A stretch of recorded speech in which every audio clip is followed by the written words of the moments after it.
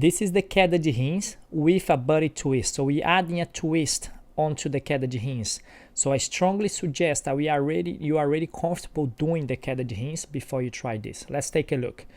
So we're going to start on our normal drill of the Queda de Rins. I wait until I put the weight on top of my arm, my head is on the floor, and then I lift my top leg.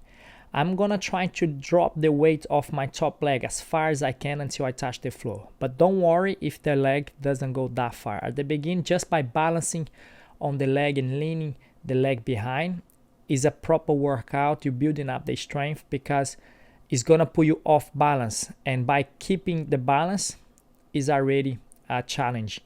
So if I can, our goal is bring the leg all the way back. But again, we'll take some time to loosen up the hip, to stretch the back. That's a good stretch on the side of your abs as well. And at the same time as I'm leaning back, I'm extending the leg that's on the floor to kind of balance out the weight. If I keep the leg bent, it's going to be too much weight going backwards, and then I'm not going to be able to hold the balance. So that's the drill eventually you want to do. So I do the Queda de Rins and I bring my leg as far as I can when I can touch the foot. If I can touch the leg on the floor, or even if the leg doesn't go as far as touching the ground, my next stage is trying to go from the top. So now from the top, I'm lowering myself. This is even harder because now I'm not only holding my way back on the way down to the Queda de Rins, I'm also balancing out until I touch my foot on the floor.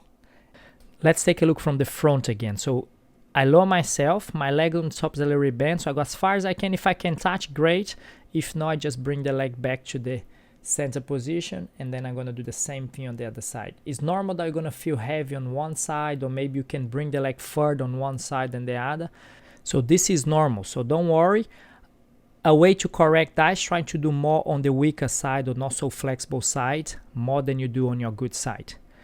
Okay, so keep drilling this. Again, the more you do it, the more strength you're going to build up, the more comfortable you're going to be with it. The next progression from that is trying to remove one of the hands off the floor. So that's going to help you to improve the balance. As you can see, I first shifted my weight all the way to the back, and I remove the hand that's in front of me by getting used to to support the weight on that arm. You can do it from low first.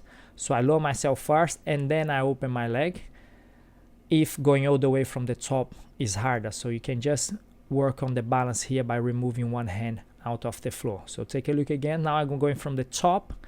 If that's too easy, lower myself, touch my foot and remove my hand, so I can try to get used to be on that position. I hope that helped, and I see you on the next one.